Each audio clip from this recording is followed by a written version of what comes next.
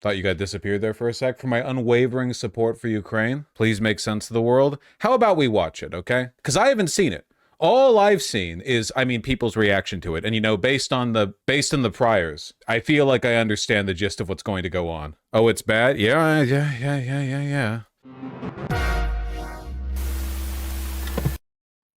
I'm caught up. I'm appraised. Evidently not. Thank you very much. It's an honor to have President Zelenskyy of Ukraine. And we've been working very hard, very close. So we've actually known each other for a long time. We've been dealing with each other for a long time and very well. We had a little negotiation spat, but that worked out great. I think for both countries, I think for the world, actually, beyond both countries. This clown show is such an embarrassment to this country. Well, yeah, I've heard that. Also, is this too loud for you guys, or is it just too loud for me? I can turn down the audio on my end. And we have something it's that fine? is okay. a very loud fair deal. And we look forward to getting in and digging and working and getting some of the rare earth. But it means we're going to be inside, and it's a big commitment from the United States. Getting right to it, yeah. Huge, extracting like $1 trillion worth of material from Ukraine. Huge deal for the United States. Big commitment. Much.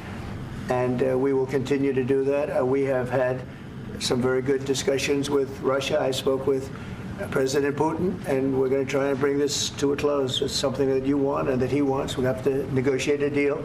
But we've started the confines of a deal, and I think something can happen.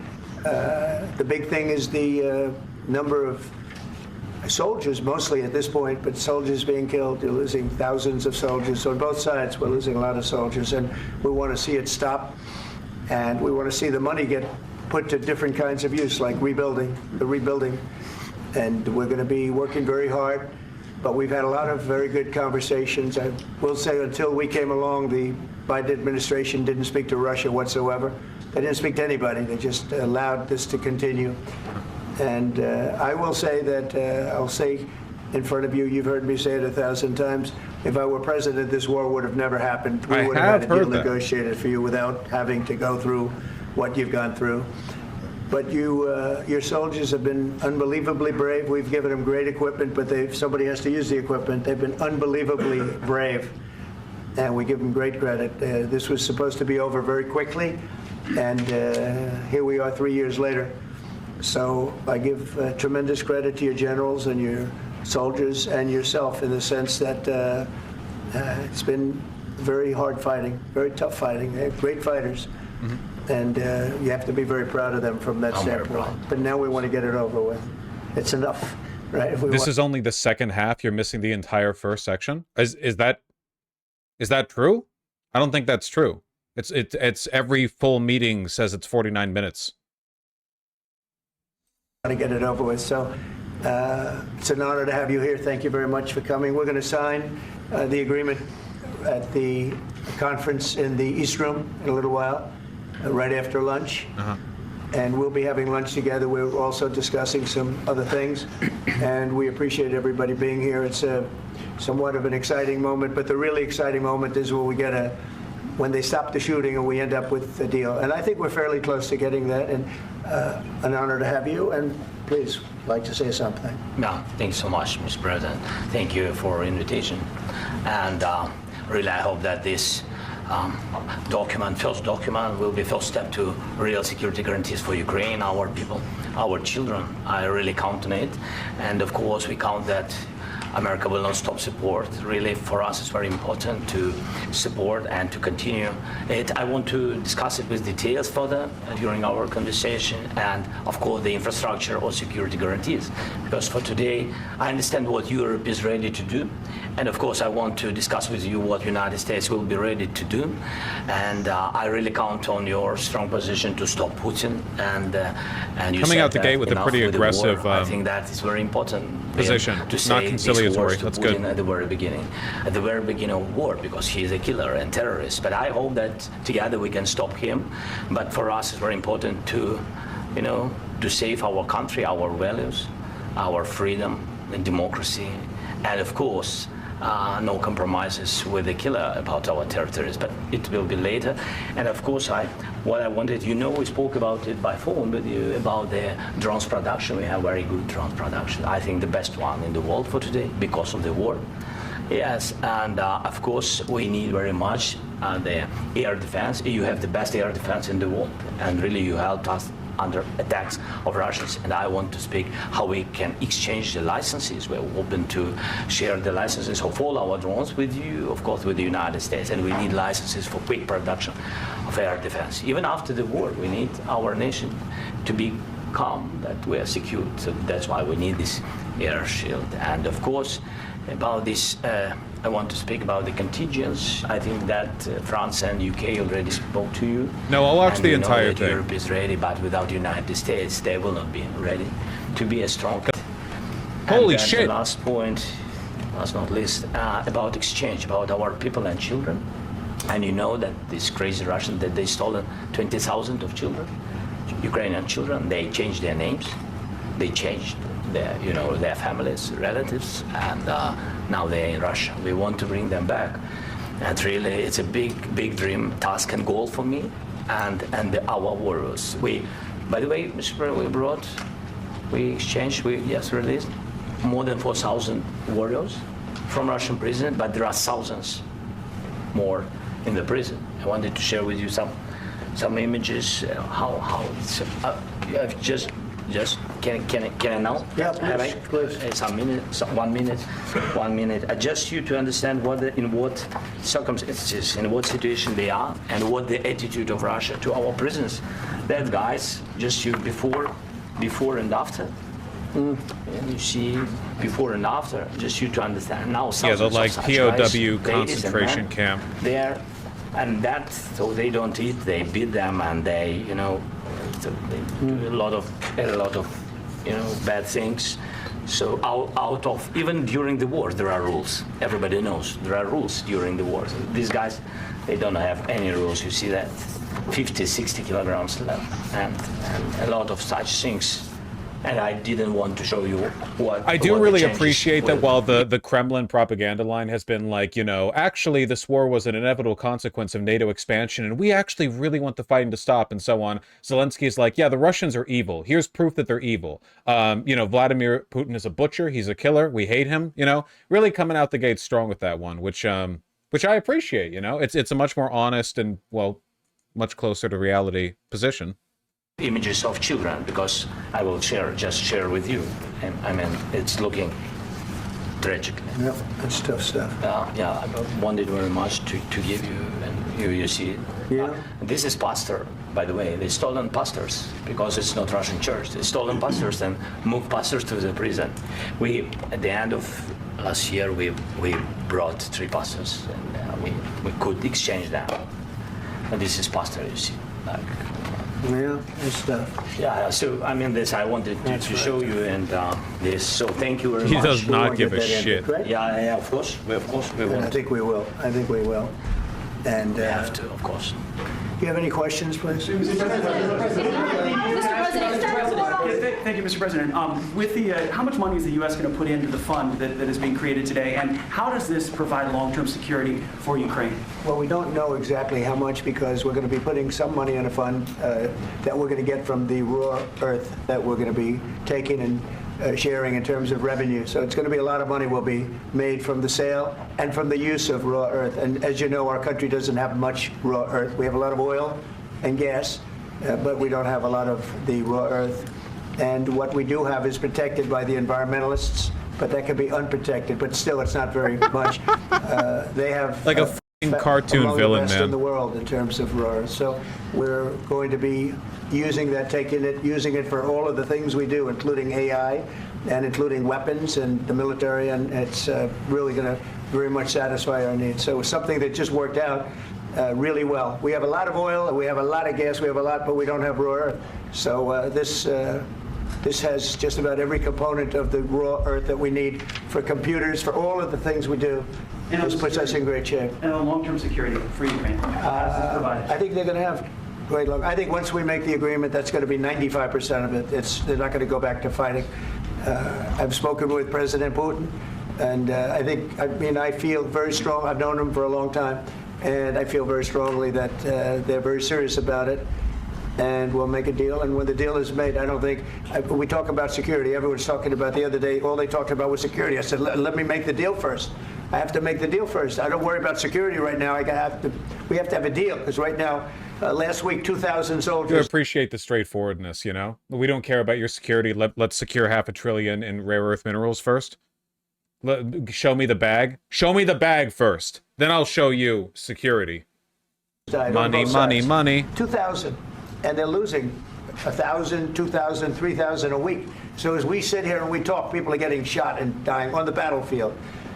And, you know, they're not American soldiers, but they're Russian soldiers and they're Ukrainian soldiers, and we want to be able to stop it. And we want to be able also to spend money on other things. We don't want to. This is a tremendous amount of money. And what the Biden administration did was terrible. They were giving money, but he had no security on the money. Europe, as you know, gave much less money, but they had security. It was in the form of a loan.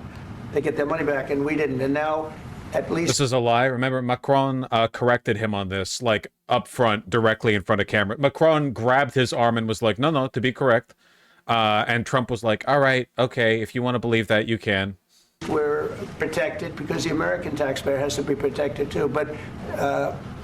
this is an incredible agreement for Ukraine, because we have also a big corrected investment Trump. in their country now, and what they have, very few people have, and we're able to really go forward with very, very high-tech things and many other things, including weaponry that we're going to use in many locations, but that we need for our country. Mr. President, this allows us to do that. Will you continue? I'm sorry. Military aid. Yes, go ahead, please. If I can just, yes.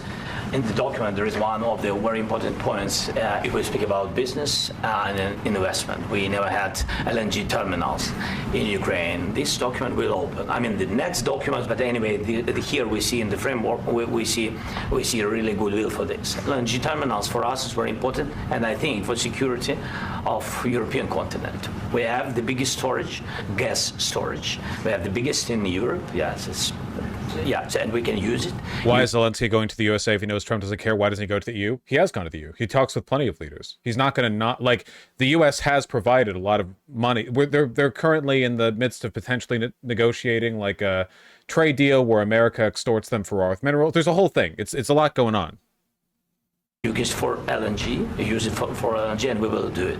And really, we can help Europe, because Europe really helped. President Trump said that they made less support, but they're our friends, and they are our very supportive partners. They really gave a lot, Mr. President. They did. This meeting, from my understanding, is that from this meeting, it basically like guarantees rearmament from European Union countries, because it was like the nail in the coffin on the you're on your own thing.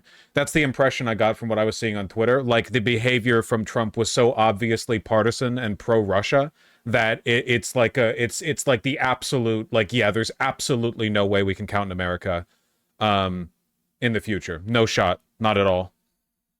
They gave a lot, but they gave much less. No. Much less. No. Okay.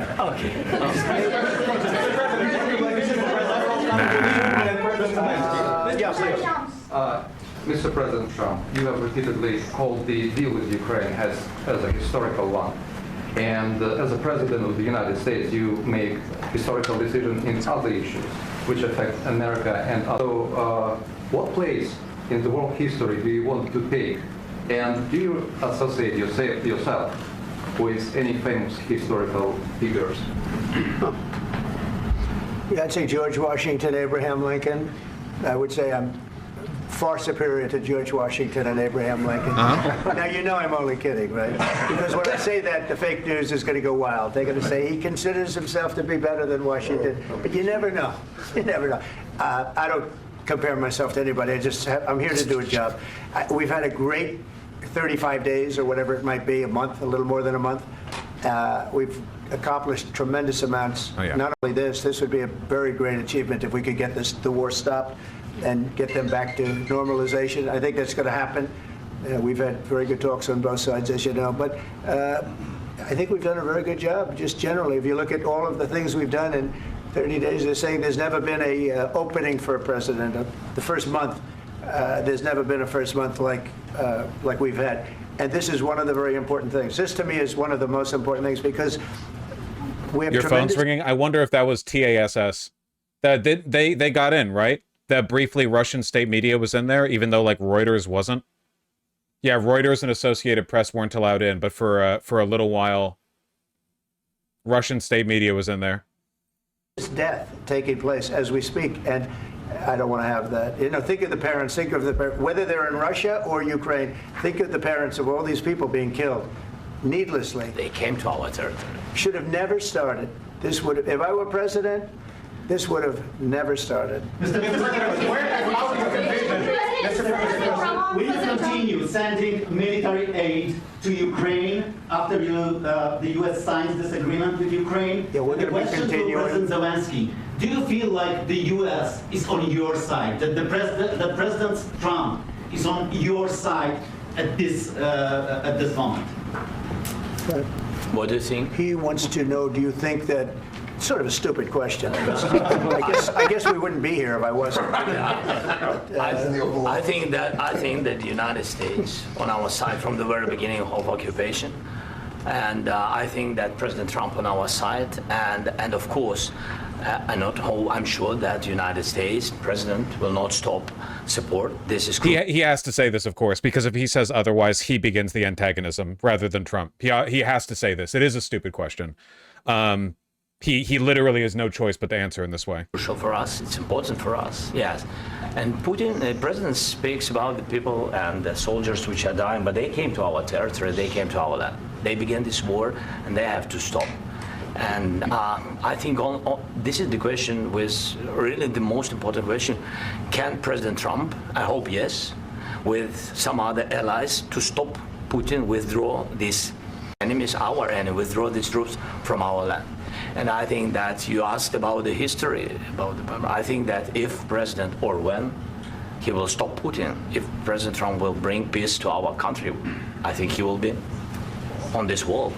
It's pretty smart framing from Zelensky. It's also the only thing that he really can say, which is like, of course Trump's got our back, and I really hope that Trump is able to put an end to this war, because that would be a sign of greatness from him. It's really the only thing that you can do.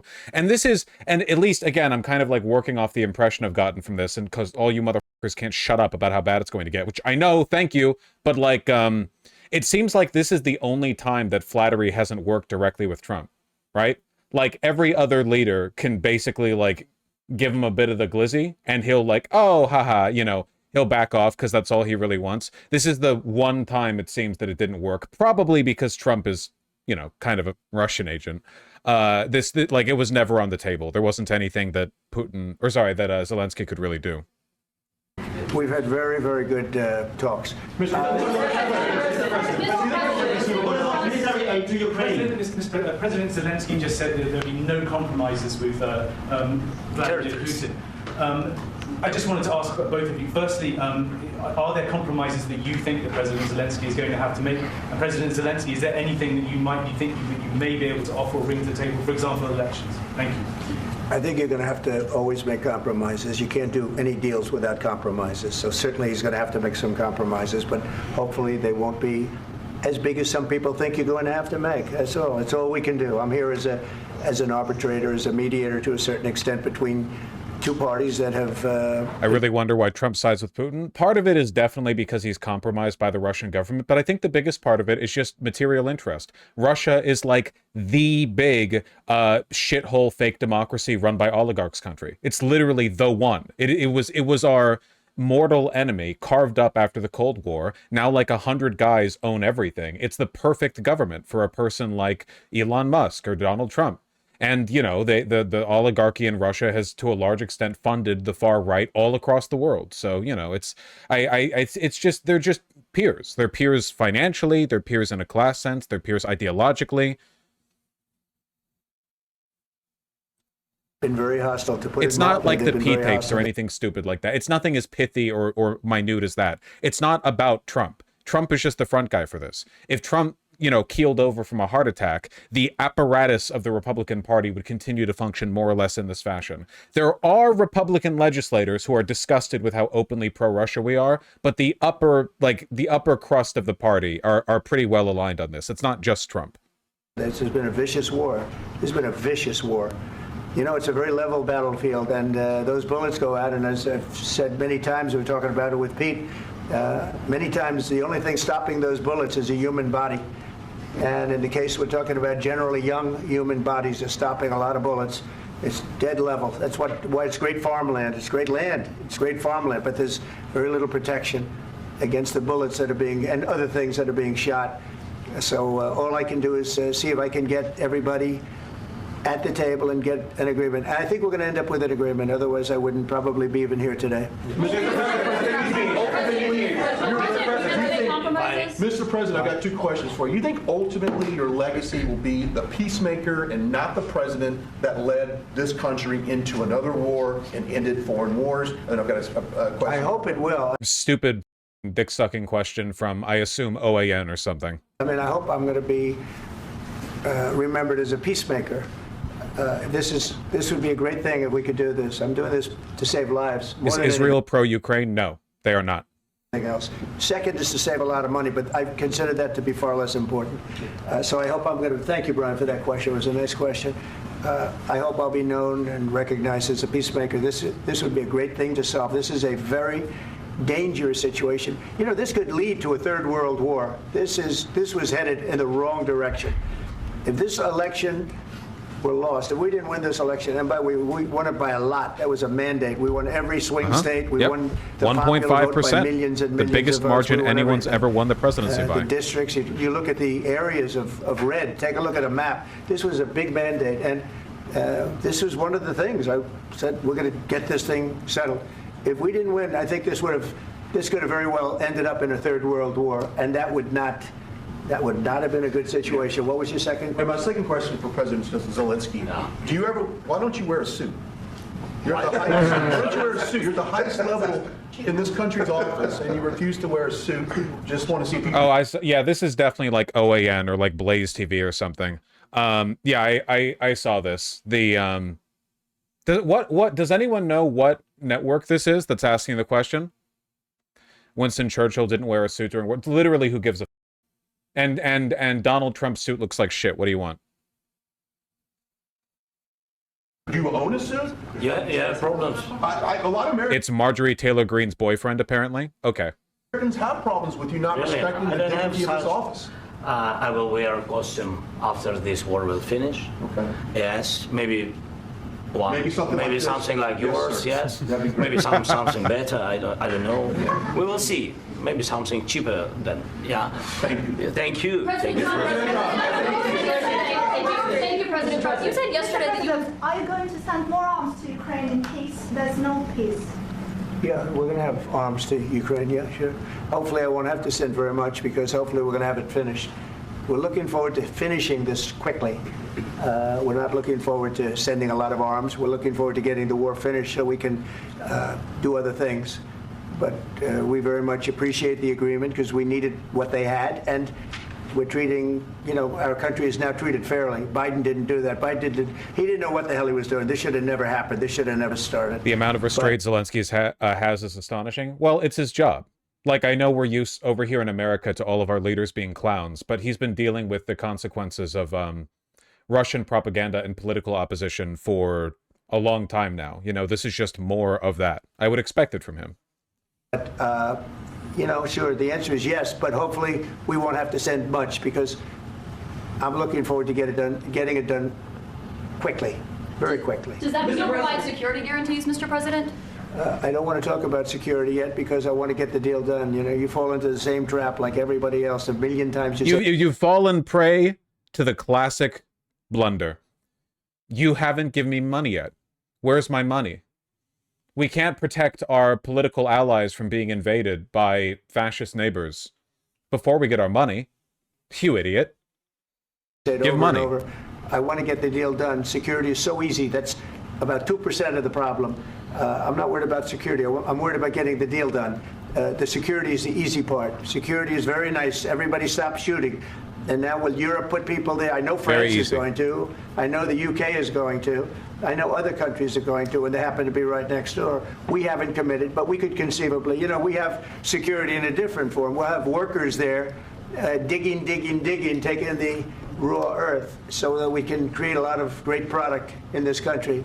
It is kind of a relief that Trump is stupid enough to make his antagonism known. If Trump and the Republican Party were anywhere near as good at political maneuvering as, say, I don't know, Vladimir Putin, it would be way harder for Europe to break away from us, you know? Like, it is nice that Trump is literally sitting here on, like, a gold chair saying, you know, first we want money, dig up the money, give us the gold, raw earth, baby, yeah, let's go. Give me the raw earth, yeah, then we'll talk about security. I don't really care about that, though. I just want the money. Like, if it, you know, it is nice that he makes it easy, you know?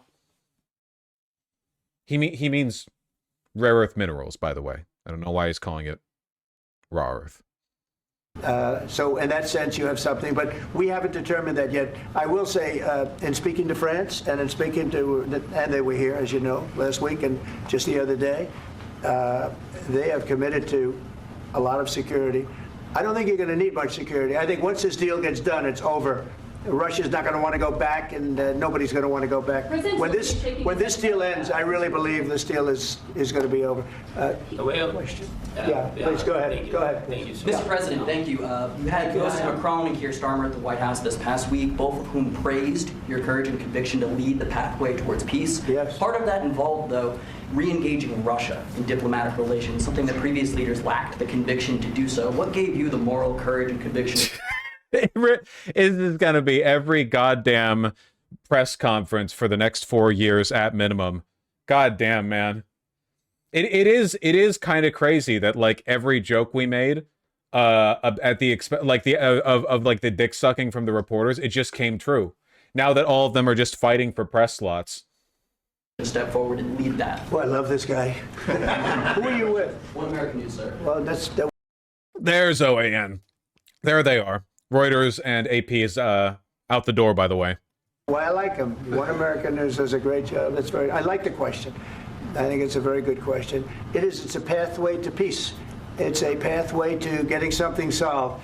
And I feel that as the head of this country, I have an obligation to do that. Plus, you know, we're very much involved. We got involved. It's too bad we got involved because there should have been no involvement, because there should have been no war. And there shouldn't have been October 7th. That would have never happened. As you know, Iran was broke. They had no money to give to Hezbollah. They had no money to give to Hamas. They were stone cold broke.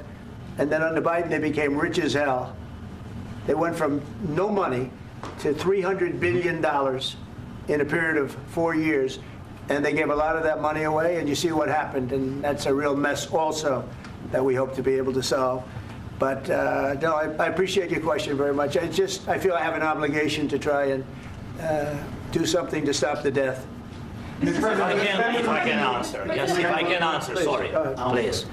Please. And I do like your clothing, by the way. Yeah, really? Even though I think he's a great guy, by the way.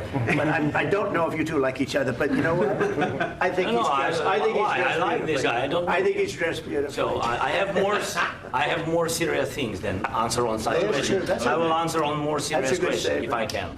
Yeah. So please, about security guarantees and about just ceasefire. We can't just speak about ceasefire and speak. It will not work. Just ceasefire will never work, because I'm like a president.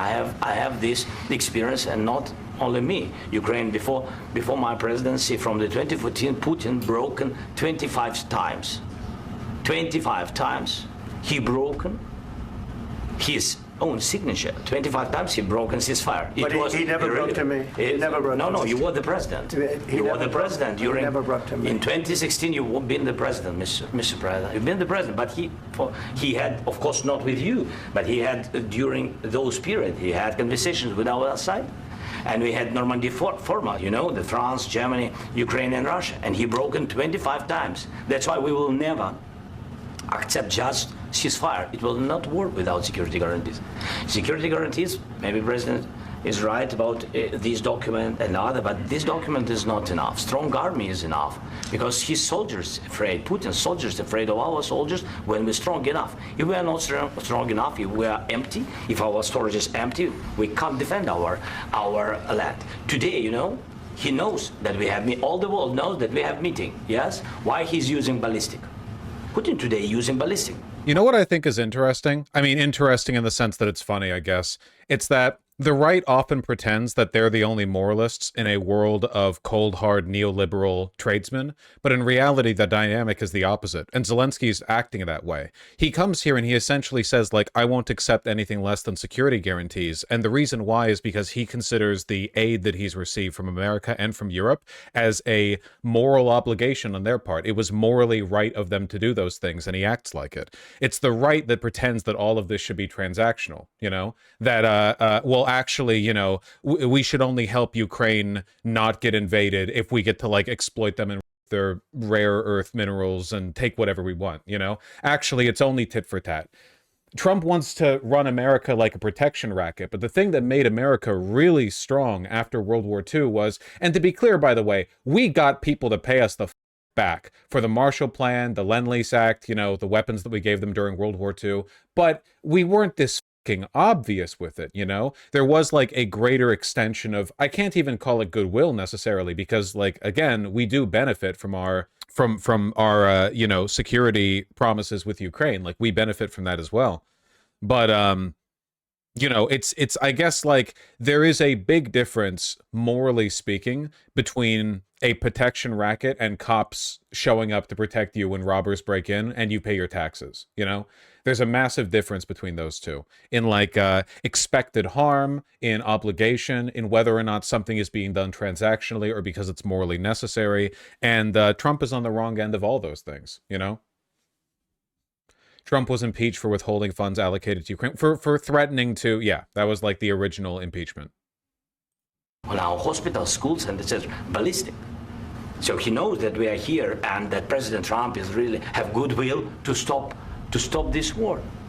And you hear now the president. So why he's using? So he doesn't want to stop. He doesn't want. But I hope that we will do it. Really, we'll do it. Security. When we speak about security guarantees, when the Europeans are ready for contingents, they need USA backstop. If there will not be United States, we will not never have any contingents, strong contingents from the Europeans, because they don't want to divide alliance connection between the United States and the main and strongest ally and Europeans. And this is crucial, this is important. That's what we want to speak about very much. This is very important. And air defense. So air defense, really, we have big deficit with all the systems, and we need to provide this. We need it very much.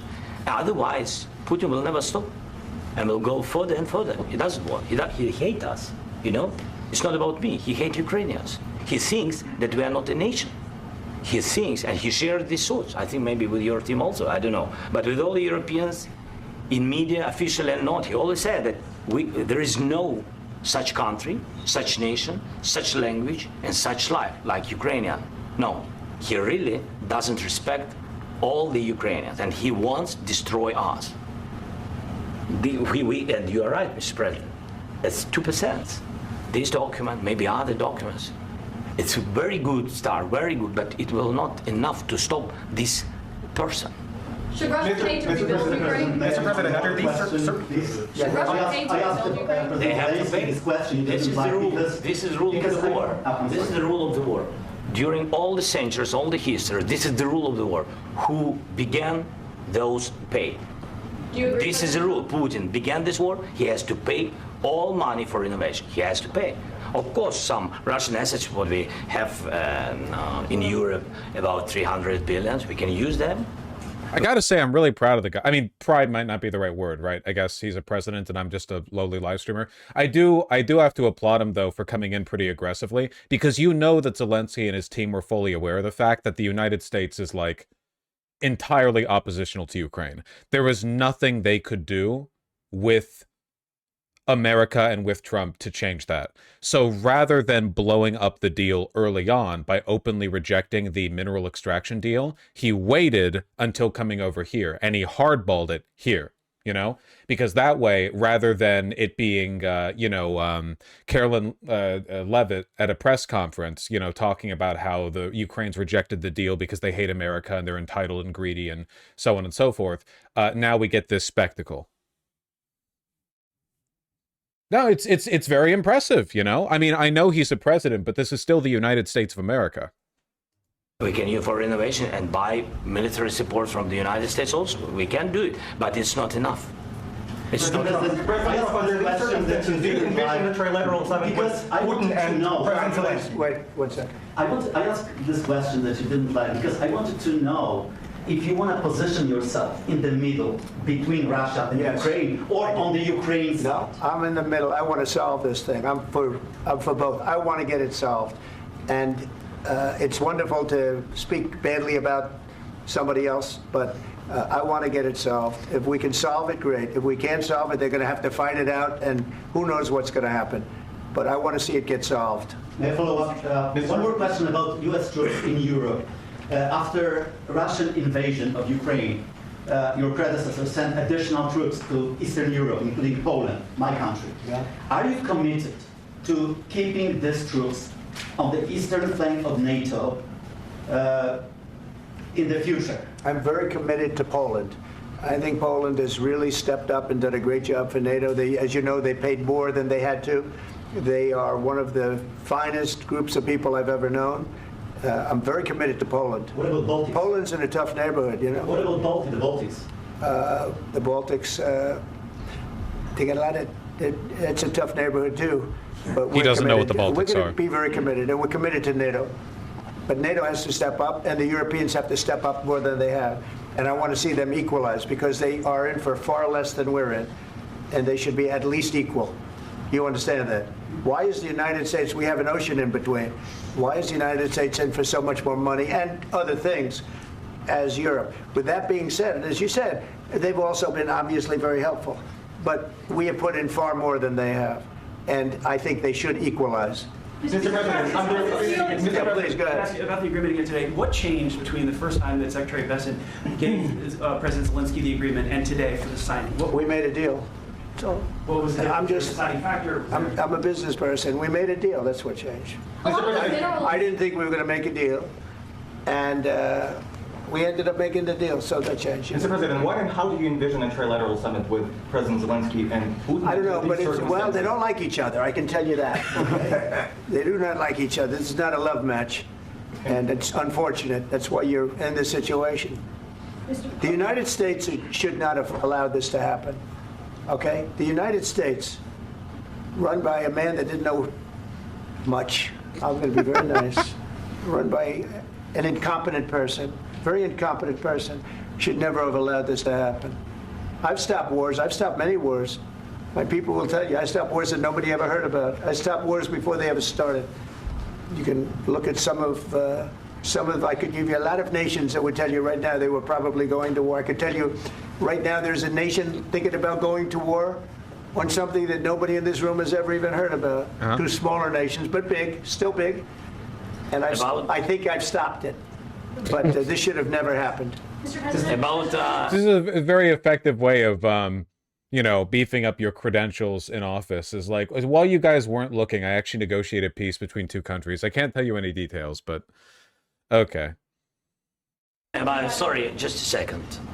About any negotiations. First of all, I want really to tell you, and I think that everybody understands that Ukraine, more than Ukrainians, nobody wants to stop this war. But at the future, any negotiations, it's understandable that two sides of the war, not Russia and the United States, because this is not the war between Russia and the United States. This is war of Russia against Ukraine and Ukrainian people. So these two sides will be at the anyway will be at the negotiation table. Then of course United States, like the strongest partner of the Ukraine, and of course Europe. I think Europe is very important. I want to speak about it with the president. Yes, Europe is very important for us because we really defend Europe for today. All Europeans really recognize that we are defending the line, and they have real life, and our people are dying. That's why they helped us. This is true, and one of the other things that I know about this prior to watching this video on stream is the fact that literally every single European leader took to Twitter and they were like, "Glory to Ukraine forever." You know, we cast America down into the pits with the devil. And also, it's about the NATO. Yes, between, like the president... Except Hungary. No one gives a f about Hungary. said, you have big, nice ocean, yes, between us. But if we will not stay, Russia will go further to Baltics and to Poland, by the way. But first to the Baltics. It's understandable for them because they've been in the USSR. You know, they've been one of the republics of the USSR, and Putin wants to bring them back to his empire. It's a fact. And when he will go there, if we will not stay, you will fight. Your American soldiers. It doesn't matter, do you have ocean or not, your soldiers will fight. I like how the right-wing narrative about Zelensky is that he's always groveling and begging, but then you actually see him and he's like, actually, no, we're doing you a service by defending the east of Europe. Thank you. We'll take our ammunition. You know, we're kind of doing you a service here. It's very good. It's very good. Mr. President, would you be willing to visit Ukraine, maybe Kiev or Odessa, which is known to be a 30-year-old Black Sea? It was my question. I'm sorry. I don't want to talk about Odessa now. Let's not talk about Odessa. I want to talk about making a deal, getting peace. We don't have to talk about Odessa, but a lot of cities have been destroyed. A lot of cities that are not recognizable. There's not a building standing. No. And a lot of things Mr. President, you have to come and to look. No. We have very good cities. Yes, a lot of things have been destroyed, but mostly cities alive, and people work, and children go to school. Sometimes it's very difficult. Sometimes closer to front line, children have to go to underground schools or online, but we live. Ukraine is fighting, and Ukraine lives. This is very important. And maybe it's Putin is sharing this information that he destroyed us. No, he lost 700,000 people. 700,000 soldiers he lost everything. Yes. So, Mr. President, one more. I mentioned Poland. Please, go ahead. When did you last speak with President Putin, and what did he say that? A couple of days ago. And what did he tell you that gave you the assurance that he wanted peace? Well, that's what I do. My whole life is deals. I know pretty good. And I've known him for a long time. I've dealt with him for a long time. He had to suffer through the Russia hoax. You know, Russia was a hoax. It was all Biden. It was nothing to do with him. So he had to suffer through that, and he was able to do that. It is crazy how weak Trump has gotten, too. A lot of it's probably just old age, but he's been directly, like, prodded by Zelensky half a dozen times so far in this conversation. You know? He never responds directly to it. He just goes to the reporters and then answers a question with like 5 minutes of self-congratulation, but he doesn't actually respond to like being prodded. Zelensky's been a lot more direct. Macron put his arm down, put his hand on Trump and put his arm down. Like there's so many, he's just very weak directly, which I guess makes sense why he gets dog walked by Putin so easily. I think that he wants to make a deal and he'd like to see it end. That's all I do. That's what I do. My whole life, that's what I do is make deals. And I'm in the middle of a mess because this is a real mess. It's a very dangerous one.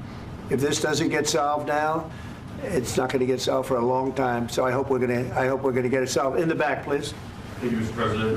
Prime Minister Starmer claimed repeatedly that his government believes in free speech and was not engaged in censorship. But his country's government arrests people for memes and thought crimes. It really is like every other like one half of the questions are from actual journalists and then the other half are from like, you know, Groiper_88 who headlines like a news agency with you know, reported viewership 1/80th what the Associated Press gets, and they have a question about whether or not, you know, people should be arrested for posting memes or something. It's an American journal asking about the UK. Well, of course, God, yeah, obviously. And by you know, free speech, what they mean is like, why is the government punishing us for being Nazis? And even more worrisome is pressuring American companies to censor Americans on its behalf. How can he be a reliable, trustworthy partner when he says things that are demonstrably false on such an important topic? Well, we actually spoke to him about that yesterday, and we thought they took it very, very much too far. JD was very strong on it. So was I. So was Marco, and we've been speaking to him about it. Marco, would you like to say something about that? We have concerns, obviously, with the conduct of those, particularly as it impacts Americans. And there's real concern that American speech, which is online, could fall into the hands of British or any country's jurisdiction. J.D. Vance looking real good here. So this is a point the Vice President made at Munich, and I think it's a very compelling one, that what unites us with Europe, as much as anything else, is these shared values, and one of them being free speech.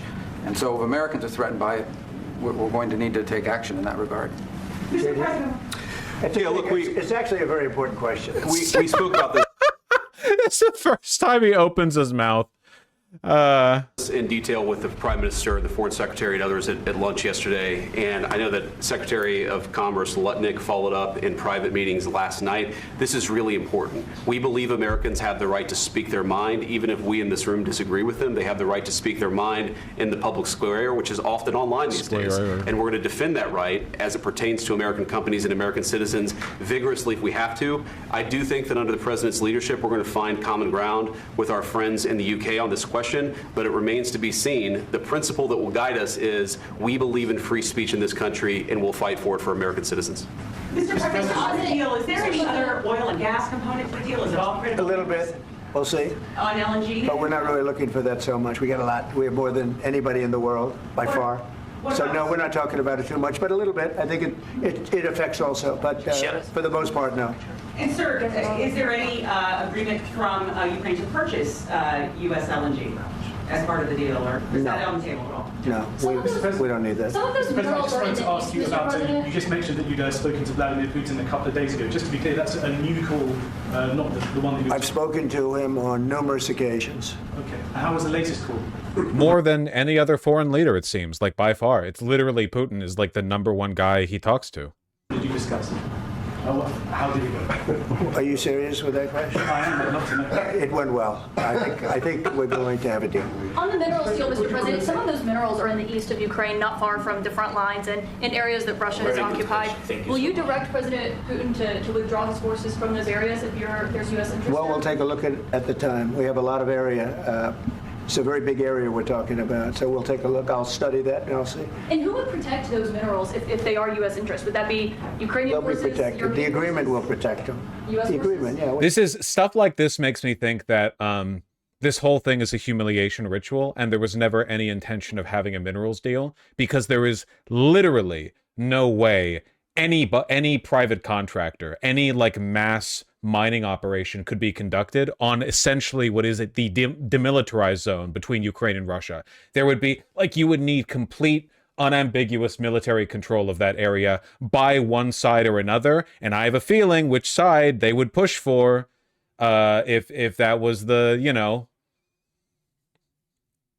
if that was something they were going for. I think that this ask was, yeah, I think that to a large extent this setup, it was meant to be so audacious that it would give, it would essentially, Trump could be like, oh, look at Ukraine. They don't even want to let us have some of their precious minerals in exchange for all the help we've given them. We're not going to help you anymore, you ingrate, you fucking piece of shit. So good on Zelensky for holding out long enough to make this a public spectacle the way that he has, you know? We're signing an agreement. You know? Right, but what if Russia tries to invade or there's Russian aggression in response? I just told you I don't think that's going to happen. And if that were going to happen, I wouldn't make a deal. If I thought that was going to happen, I wouldn't make a deal. Some people may wonder why. You know, they ought to focus on CNN on survival, not asking me these ridiculous questions. Focus on surviving, because CNN's got such low ratings. I don't think. I'm sorry, this question didn't suck my dick enough. Could you consider rephrasing it and make it like 45 seconds long, and it's asking me how I feel about being like the most handsome president in history? To survive. Let's go. Like, really think about it, by the way. Like a $500 billion mass-scale mining operation taking place in what is effectively a demilitarized zone. I don't think there's any historical equivalent for this, like, ever. Maybe you'd get this in like cobalt extract, like so in like West Africa or places where human life is like not very expensive. But in a place like Ukraine, absolutely not. Yeah, minefields, artillery shells. There's no way. There's absolutely no way. I already mentioned Poland.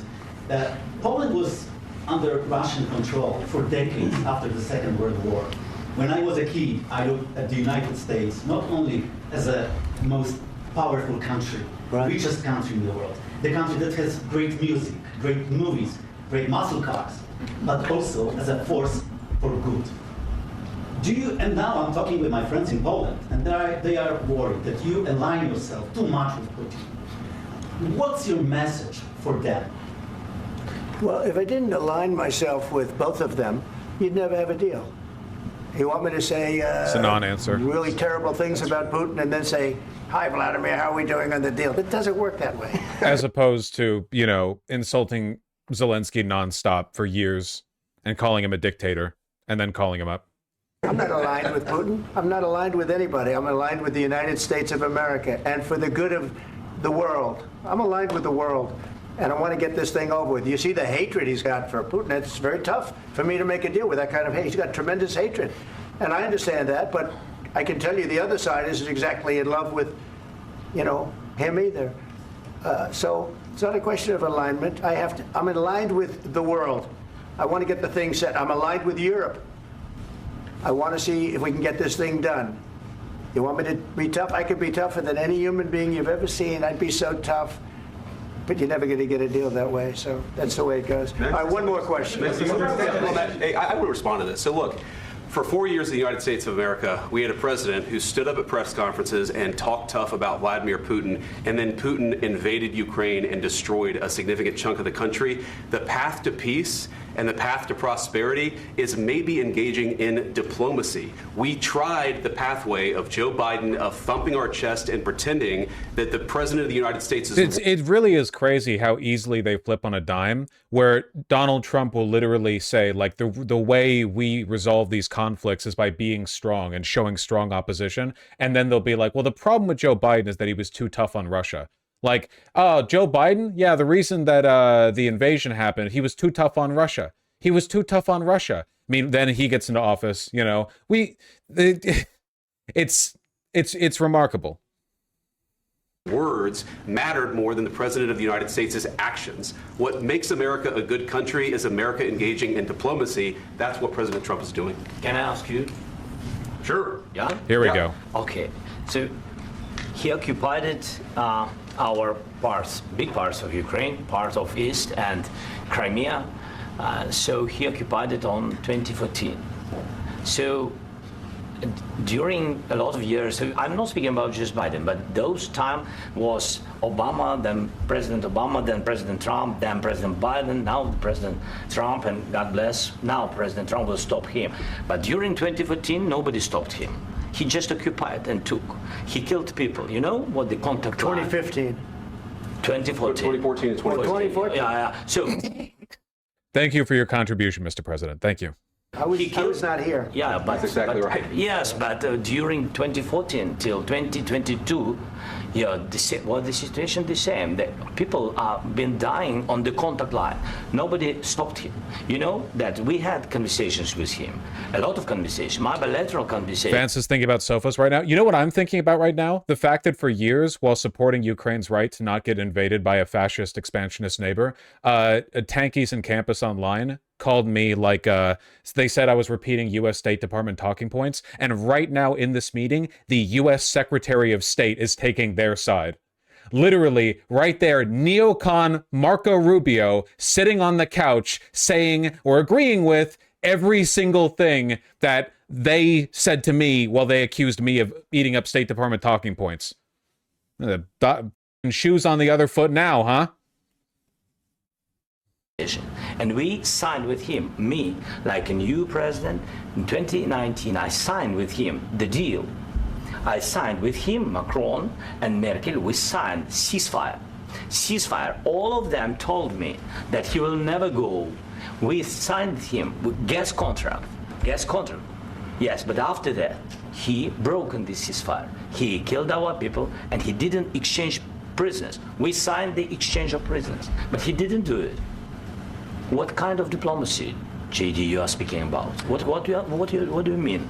I'm talking about the kind of diplomacy that's going to end the destruction of your country. Yes, but if you are not... Immediate antagonistic response from JD Vance because his bullshit, like, zero IQ medial argument has been destroyed. Like, if only diplomacy had stopped this. Well, Trump was here. Trump was here for the whole 4 years of Russian occupation of Crimea and the Donbass. You know, so he instantly gets mad he treats it as an accusation rather than as a question because he knows that he's lying and he doesn't like that it's being questioned. Mr. President, with respect, I think it's disrespectful for you to come into the Oval Office and try to litigate this in front of the... Yep, immediately. Like every liar, like everyone who knows they're full of shit, any follow-up question, instantly you get heated. American media. Right now, you guys are going around and forcing conscripts to the front lines because you have manpower problems. You should be thanking the president for trying to bring an end to this conflict. Have you ever been to Ukraine that you say what problems we have? I have been to. I've actually watched and seen the stories, and I know what happens is you bring them on a propaganda tour, Mr. President. Do you disagree that you've had problems bringing people into your military? And do you think that it's I can't believe a country that's facing annihilation would conscript people. What does this even mean? We conscripted people for Vietnam. That was on the other side of the world. We weren't defending anything. Respectful to come to the Oval Office of the United States How of dare America you, and sir? attack the administration that is trying to prevent the destruction of your country. Also attacked again, like every lying piece of shit. Follow-up questions are seen as antagonism. Triggered. A lot of questions. Let's start from the beginning. Sure. First of all, during the war, everybody has problems. Even you, but you have nice ocean and don't feel now, but you will feel it in the future. God bless. You don't know that. God bless. Really smart from him here. Really, really smart. This whole like we're all citizens of the world. Like you sit pretty on the other side of the Pacific or of the Atlantic, but that doesn't mean that you're immune to this. You know. You don't God know bless. that. You will not have war. Don't tell us what we're going to feel. We're trying to solve a problem. Don't tell us what we're going to feel. I'm not telling you. Because I'm you're in answering no on this position to question. dictate that. That's exactly Remember what this. you're doing. You're in no position to dictate what we're going to feel.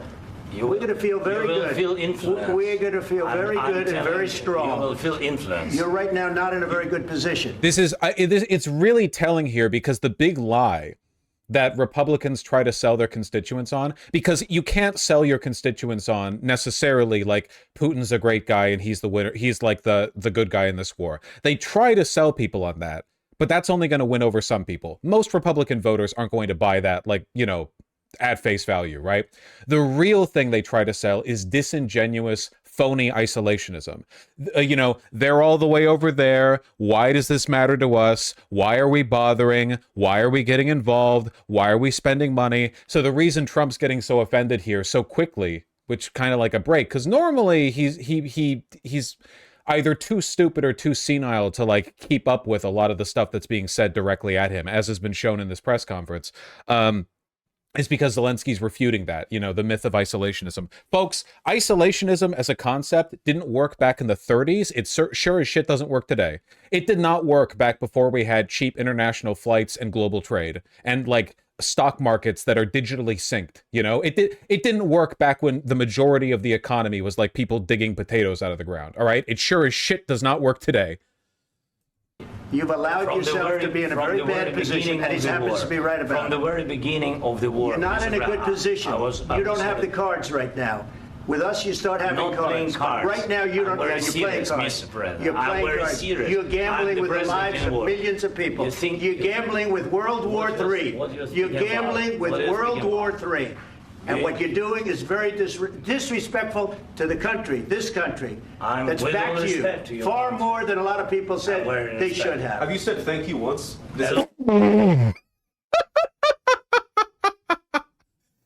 Dude, JD Vance is such a fucking liability, man. Entire meeting? No, in this entire meeting, have you said thank you? You went to Pennsylvania and campaigned for the opposition in October. Offer some words of appreciation for the United States of America and the president who's trying to save your country. Remarkable, by the way, how calm Zelensky is keeping in the face of like a literal 2-on-1 crash out. It is totally one-sided crash out. Genuinely, like he's keeping a level tone of voice very well. He probably understood this was going to happen. You know, he's not a dumb guy. It is very funny though. It is very, very funny because you know perfectly well that Trump and Putin really wanted him to crash out, right? Like they both wanted Zelensky to come here and to, obviously he would be like strong on the first front or whatever. But then as Trump got more aggressive about, well, we don't care about security, we just care about getting the bag, Zelensky would crash out or get like entitled or something. When all Zelensky did, the inciting incident here was, respectfully, Mr. President, the ocean that divides us will not keep you as safe as you think. And that's what got them so angry. Please, you think that if you will speak very loudly about the war, He's not speaking loudly. He's not speaking loudly. Your country's in big trouble. Wait a minute. No. You've done a lot of talking. Also, Trump has never talked this way to anyone. To be clear, like, when was the last time you saw Trump being this aggressive? He really likes Putin, man.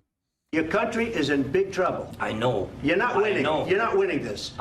You have a damn good chance of coming out okay because of us. Mr. President, we are staying in our country, staying strong from the very beginning of the war. We've been alone, and we are thankful. I said thanks You haven't in been this alone. cabinet, You and haven't not been only alone. in this cabinet. We gave you, through I this said stupid president, $350 billion. You voted we gave for you your military president. equipment, You and you voted men for are your brave, president. but they had to use our military. What about If you didn't have You our invited military me- equipment, you invited if me you to didn't speak. have our military equipment, this war would have been over in 2 weeks. In 3 okay? days, I heard it from Putin. In 3 days, this is something Maybe new. less. In 2 weeks, of course, yes. It's going to be a very hard thing to do business. I heard this line from Putin, now I'm hearing it from you. Oh, man. That's good. Like this, I Again, tell you. just say thank you. I said a lot of times to American people. Accept that there are disagreements, and let's go litigate those disagreements rather than trying to fight it out in the American media when you're wrong. We know that you're What's wrong on what? All he said was that your ocean won't save you. Wrong on what? What affirmative statement did he make? Like what statement, you know? Huh? For the American people to see what's going on. How is that not- I think it's very important. That's why I kept this going so long. You have to be thankful.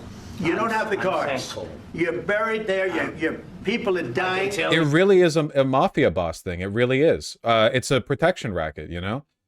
We'll protect you. Just give us the money. Give us the bag. You have to be thankful. You have to grovel. Nothing asked of Russia. Obviously, nothing asked of Russia, you know?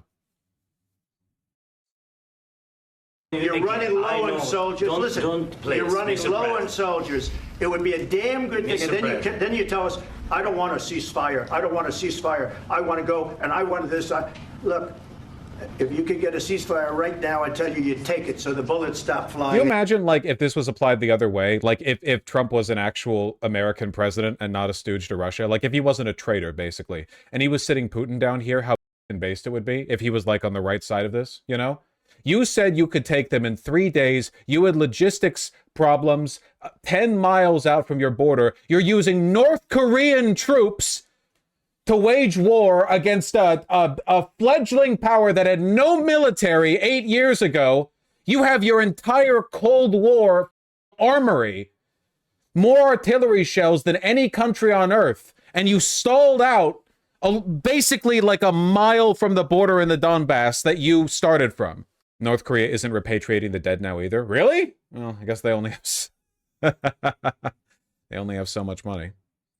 And you meant stuff getting killed. Of course, we want to stop the war. But you're saying you don't want a ceasefire. But I said to you, I want a ceasefire. with guarantees. Because you'll get a ceasefire faster than an agreement. Ask our people about ceasefire, what they think. That wasn't with me.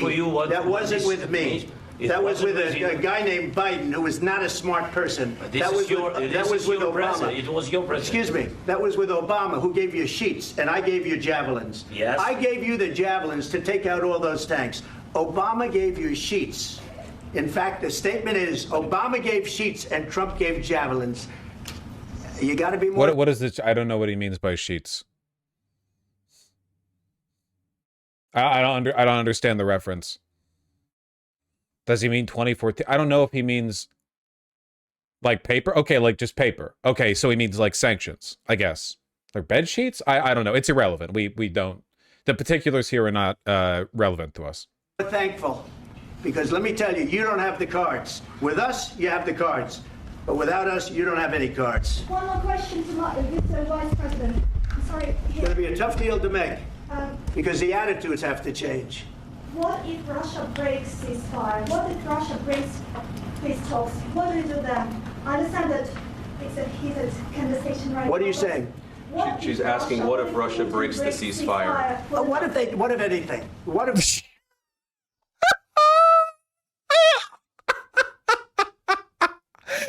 You're ridiculous. I can't even with you. What do you mean? He wouldn't lie to me like that.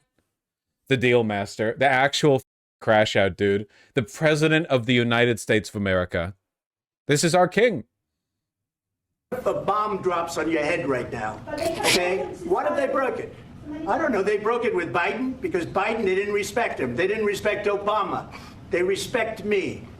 Let me tell you, Putin went through a hell of a lot with me. He went through a phony witch hunt where they used him and Russia. Russia. You ever hear of that deal? That was a phony Hunter Biden, Joe Biden scam. Hillary Clinton, Shifty Adam Schiff. It was a Democrat scam. And he had to go through that. And he did go through it. We didn't end up in a war. And he went through it. He was accused of all that stuff. He had nothing to do with it. It came out of Hunter Biden's bathroom.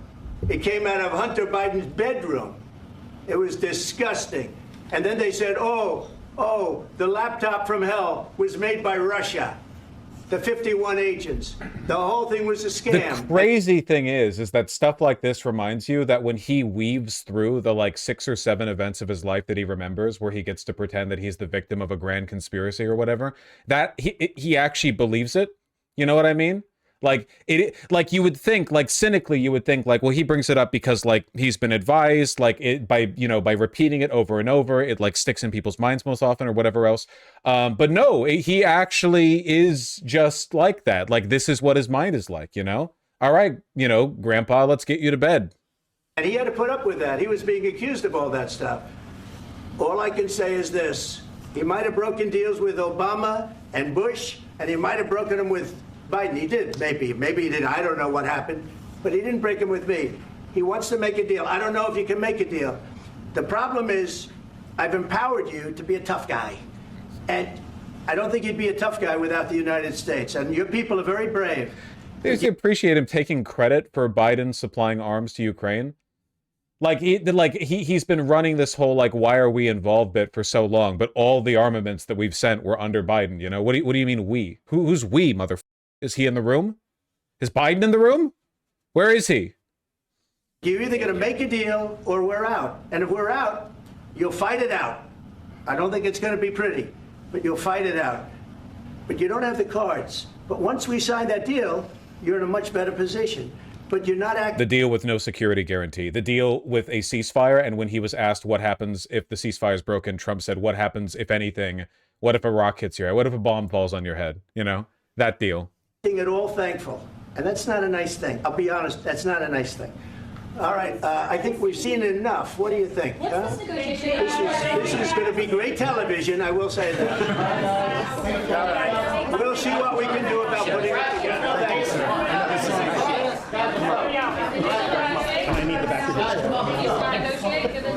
We'll see. I don't know. Truly incredible stuff. So yeah, the American century is over. So, okay, so here's what happened after this, all right? The deal wasn't signed, obviously. There were no security guarantees, and even if there were, somebody linked this, and this is very helpful, I appreciate it. Basically, every world leader, every U.S. ally came out on Twitter and was like, glory to Ukraine, we will send our men to fight in your stead, 1,000 deaths upon America, kaka. May the bombs fall. Unambiguous, completely multilateral, just across the board. All of the usual suspects congratulated Trump. Obviously, Trump's cabinet, Viktor Orban in Hungary, Russian people associated with Russia. I don't know, not that much, not that many. It's pretty clear. Yeah. Look, I'm not going to lie. I'm actually really, really glad this happened because everything that's happened here, this shit show of a press conference, it was reflective of all of the beliefs and positions we already knew Trump had. I'm glad that this brought all of them to air, I'm glad that this brought all of them to light, like really clearly, really straightforwardly. Like, I hate the phrase mask off, but it is kind of like a mask off thing, Where head of EU Foreign Affairs says the US isn't the leader of the free world. Yeah, and that's true. Literally, yeah. We'll step up our support to Ukraine so they can continue to fight back the aggressor. Today it became clear the free world needs a new leader. It's up to us Europeans to take this challenge. Yeah, we're getting the multipolarity that the lefties wanted, We're getting it. Was they were so interested in. But yeah, no, it's crazy. I think that Zelensky did an excellent job in holding himself together and waiting for this out. Zelensky kind of is the leader of the free world right now, in the sense that he's like the wedge issue, not really a wedge issue, like the fulcrum around which the big pivot is happening, because Trump is unambiguously pro-Russia, right? Like there's no, it's not just like, I know there are some lefties who resist this because like Hillary Clinton believes it, but I'm sorry, like Hillary Clinton probably also believes that drinking water is necessary to stay alive, right? Like, yes, Trump is obviously compromised by Russia, whether that's like a broader ideological thing, whether that's shared interest in oligarchy, whether that's he just personally likes Putin. I think it's a combination of all of these. I think it's mostly like an oligarchy thing, but you know, whatever. You can, the exact apportionment of the reasons why, whether or not he's a puppet or merely just really likes Russia, whatever. The leak from Trump's staff after this have been insane, by the way, doing actual Twitter memes in their group chats. I mean, yeah, it's like a bunch of groypers, right? John Bolton on BBC right now, I think we're in danger not just of losing the NATO alliance, but practically every alliance around the world as our friends and allies look at this performance and wonder if there's anyone in this administration who understands what's at stake here. Well, they do. It's just that we're on the other side. The US no longer considers Russia a security threat. Yeah, but that's correct. Russia is no threat to the current administration of the United States. That's true. They're on the same team. Yeah, we are the Axis power now. Like, I'm sorry, like we are in that group now. There's no, we are the bad. Now, of course, America has, to be clear, America has been a bad guy in many, many ways for a long time. But as is often the case, there are gradients to these things. We've gone a rung down. We've also kind of like, I don't know, we've spared us and our allies the artifice, I feel. Like we've gotten really unambiguous with it. Rather than being the bad guy in the sense of like, you know, police state repression, media control, soft power broadcasting of our media to like maintain control of other countries, that kind of stuff, economic incentives, you know, New World Order, World Bank, IMF, blah, blah, blah. Now we're doing kind of the Russia thing, you know, open anti-democratic oligarchy, no soft power, only hard power, that kind of stuff. Vosh, I feel like people are being a bit too hopeful when they say the American century is over. We're just on the other side now. I don't necessarily think that's true, because the average American likes Zelensky more than they like Donald Trump. And the average Americans and the stability of the average American, their willingness to go along with all of this is still very much conditional on the aforementioned sweet treats from China and all of our allies leaving us. Will not be good for this country. Not even a little bit. I'm glad that the free powers of Western Europe are being given the opportunity to define themselves in opposition to our influence. You know? I don't like multipolarity, but I suppose I would prefer multipolarity to unipolarity, and the unipole is completely evil. I do prefer that. That is a major step up, I feel. Watch JD laughing during the suit question talk about respect. He's a groyper. I don't expect much else, you know? Hegseth ordered U.S. Cyber Command to stop any operations against Russia. Yep. It's, we no longer consider them a foreign adversary. Why would we? They're our ally. It's not like, you can't react with surprise at this stuff. They are unambiguously the ally of the administration currently running the government, you know?